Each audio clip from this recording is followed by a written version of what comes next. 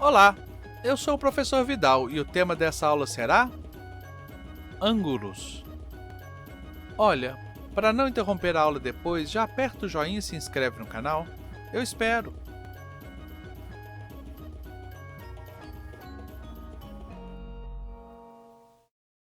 Uma reta divide o plano em que está em duas partes, dois semiplanos.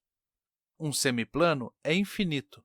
Apesar de possuir um limite na reta que o define, ele se estende infinitamente para um dos lados dessa reta. Quando traçamos duas retas concorrentes no plano, o que temos é o plano dividido em quatro partes, também infinitas, apesar de seus limites definidos pelas semirretas originadas no ponto de concorrência das retas. Cada uma dessas partes é o que chamamos de ângulo. Os semiplanos e os ângulos são nomeados da mesma forma que um plano inteiro, com uma letra grega em minúscula. Semiplano psi, semiplano φ, ângulo alfa, ângulo beta, ângulo gama, ângulo delta.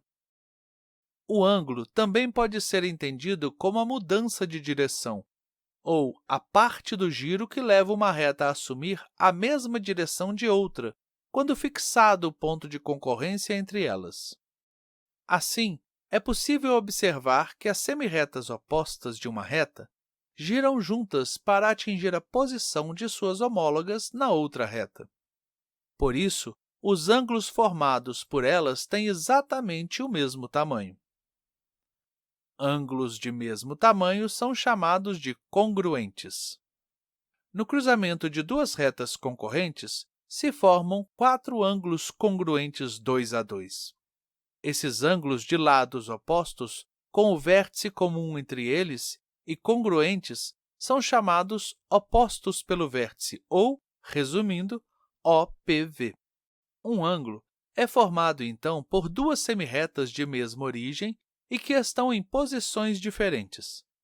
Essas semirretas são chamadas de lados do ângulo, e o ponto comum de origem das duas semirretas é chamado de vértice. Podemos nomear o ângulo através das semirretas e do vértice, colocando os nomes de três pontos, um de cada lado, com o do vértice no meio, usando um acento circunflexo sobre o nome do vértice para indicar que falamos de um ângulo e não de três pontos quaisquer. Usamos o acento mesmo que o vértice seja nomeado por uma consoante. O ângulo desenhado aqui será chamado ângulo PQR.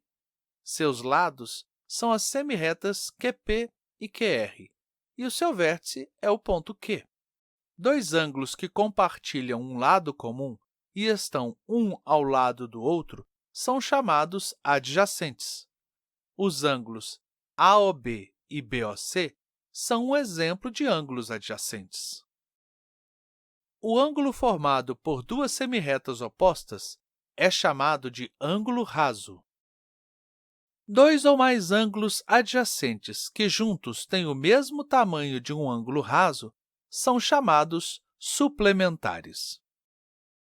Voltando ao cruzamento de duas retas concorrentes, os ângulos formados formam duplas que são ou OPV ou suplementares. AOB e BOC são suplementares. AOB e COD são opostos pelo vértice. AOB e DOA são suplementares. BOC e COD são suplementares também. BOC e DOA são OPV. E COD e DOA são suplementares.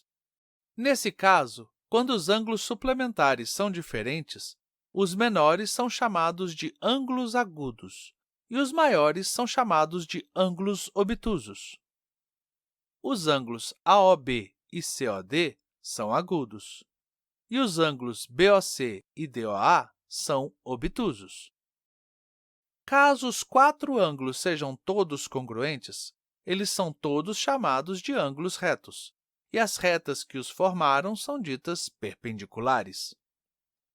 Os ângulos PQR, RQS, SQT e TQP são todos ângulos retos. usamos um símbolo especial para indicar quando os ângulos são retos. Próximo ao vértice, encostado nos dois lados, colocamos um pequeno quadradinho com uma bolinha no meio. Sempre que encontrar esse símbolo, ele indica que o ângulo é reto. Indicamos que os ângulos têm a mesma medida, isto é, são congruentes, usando um sinal parecido com o de igualdade, mas com 3 traços em vez de 2. Esse é o sinal da congruência. Dizemos assim: ângulo PQR é congruente ao ângulo RQS. Nesse caso, as retas PS e RT são retas perpendiculares, e o símbolo que indica a perpendicularidade de duas retas é como uma letra T maiúscula, de cabeça para baixo. Escrevemos: a reta PS é perpendicular à reta RT. Podemos estender essa classificação para qualquer ângulo isolado, observando o tamanho do ângulo que seria seu suplemento, traçando o prolongamento de um de seus lados com a régua. Se o suplemento for maior que ele será agudo. O ângulo HIJ é agudo, pois seu suplemento é maior que ele.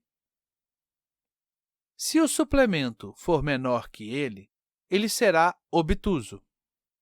O ângulo LMN é obtuso, pois seu suplemento é menor que ele. Se o suplemento for do mesmo tamanho que eles serão retos. O ângulo UVW é reto, bem como o seu suplemento. Então, veja bem, olha aí o exercício para vocês. Se não fizer, não vai poder dizer que aprendeu de verdade. Antes que você esqueça de novo, aproveita, aperta o joinha e se inscreve no canal. Aperta depois o pause, copia os exercícios e depois compartilha esse vídeo com os colegas. Se tiver dúvidas, pode perguntar nos comentários abaixo que eu respondo qualquer dúvida do conteúdo desse vídeo ou dos anteriores. Bom trabalho!